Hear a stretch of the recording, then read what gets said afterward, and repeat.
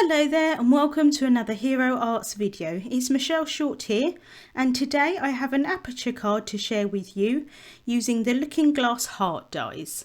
So let's get started. These are the Looking Glass heart dies. They are so lovely, and what I love about them is that you can use them in so many different ways. So you have 3 different layers so that you can place them one on top of each other so it looks like you're looking through a looking glass, but you can use them like 2 layers, 1 layer, anything you want. There's also an alignment tool. This is the A2 and A6 stencil, and what it helps with is so that you can line up the die so that it will cut in the same place each time on the different panels of cardstock. So I'm going to use it for one of my layers, but I'm not going to use it for the others, and you'll see why. So this is a panel of a Dove white cardstock cut to 4 1/4 inches by 4 1/4 inches. And I've placed the alignment stencil on top, and then I'm going to use that as a guide so that I can cut out the first layer, which is this love word. Although these dies do kind of look like Valentines from the offset, I think you can use them for lots of different occasions, and I'm making more of a friendship type card today. So I have cut my first layer, and I'm just using a tool here just to poke out those little bits, and then I have cut it another 2 times from more white cardstock.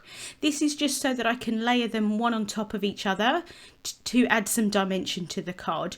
The card does end up really quite dimensional because it's got so many layers of cardstock on, but I wanted there to be a little bit of a gap between the next layer and this love layer.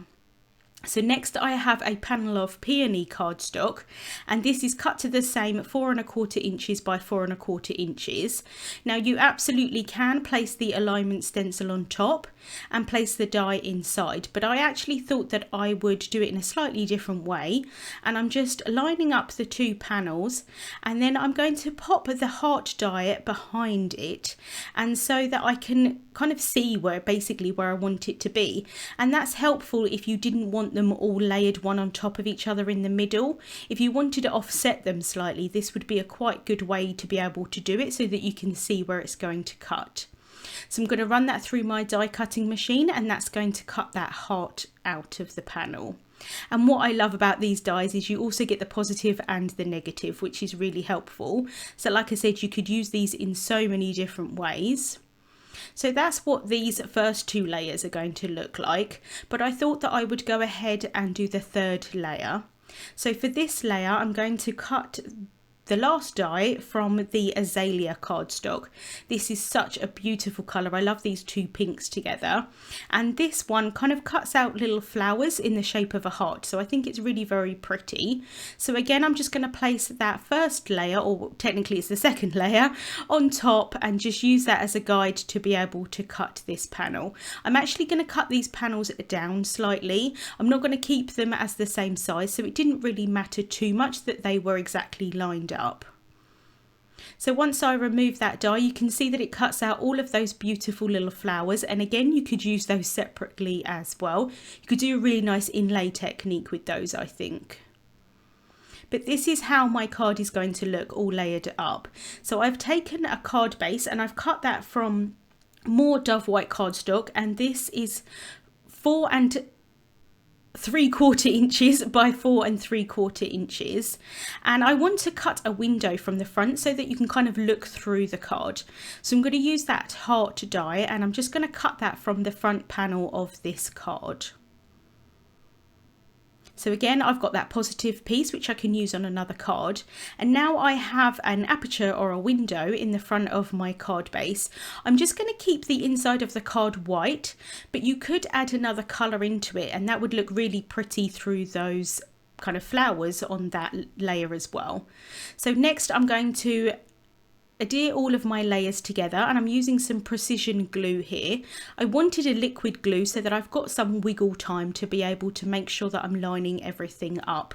I do end up using way too much glue. You definitely don't need to use that amount of glue, but for some reason I was being very generous with the glue today. So I'm laying 3 of those layers up of the white. You can definitely add the layers with foam tape in between, but I didn't really want to mess around with lots of little pieces of foam tape on these white layers behind that love word. So next I'm adding that heart layer behind, and I want to bring that from the front so that I can see, to make sure that that's completely lined up. So like I said, in this instance it didn't really matter that the heart was in the center, because you're not going to be able to see it from the front. And I'm just going to do the exact same thing with that floral layer. That liquid glue is giving me some wiggle room to make sure that I get it where I want it. And then for this last layer, sticking it down, I'm just using some tape runner and then also the precision glue again, just so that again I've got that wiggle room to make sure that I can get it where I want it. So I'm just going to place that down onto the card. And then this is how it looks when it's all adhered together. I really like that window design. Next, I want to add an accompanying sentiment onto my card, and so I'm using the Prayers Stamp and Cut set, and I just want the sentiment to read "and hugs." So the whole sentiment on the card is going to read "love and hugs." So I'm just cutting my sentiment apart. I am absolutely fine cutting my sentiments apart because you can butt them back up together and stamp them as intended. But if you didn't want to do that, you can just mask off the other words and stamp that, no problem at all. So I'm just going to stamp the "and hugs" onto some pitch black cardstock. So I'm going to prep the cardstock with an anti-static powder tool. And then I can just brush away the excess powder. I'm then going to ink my stamp up with clear embossing and Watermark ink. This is a sticky ink so that the embossing powder that I add on top is going to stick to it. So just making sure that that's really well inked up, and then I can press that down in the MISTI. I'm then going to apply some white detail embossing powder. So I'm just going to add that on, tap off the excess, and I just do that a few times just so that I get a really nice coverage of that embossing powder. I can then heat set that until it's completely melted, and I like to heat set from the front and the back, and once it's melted, move the heat tool away as quickly as possible so I don't overheat that embossing powder. I have cut that into a strip, and now I'm going to add it onto the card with some foam tape, but I just want the foam tape to be where that lighter pink layer is. The white layer is quite a bit higher because we used those 3 layers of the cardstock, so I only really need the foam tape to be where that lower layer is. I don't want any adhesive where the darker layer of the pink is, because you're going to be able to see through that onto the inside of the card. So I'm just using a T-square ruler here just to help me out with the placement, make sure that I adhere that on straight. And then I can just press that down. And then from the inside, you can, to be honest, you can barely see the sentiment strip, but I think it does look quite pretty from the inside as well as the outside. And then to finish off, I'm just going to add some iridescent jewels. So I'm just adding a few of those, 2 of them behind, or I should say at the bottom of this sentiment strip. Just using that precision glue. And I'm just going to add 1 inside of the flower there at the top. It seems a bit odd adding an embellishment in the middle of the card, but once it's closed, it's all 1 layer, so it's absolutely fine. And when I write this card, I'm just going to make sure that I write my sentiment underneath where that window is going to be.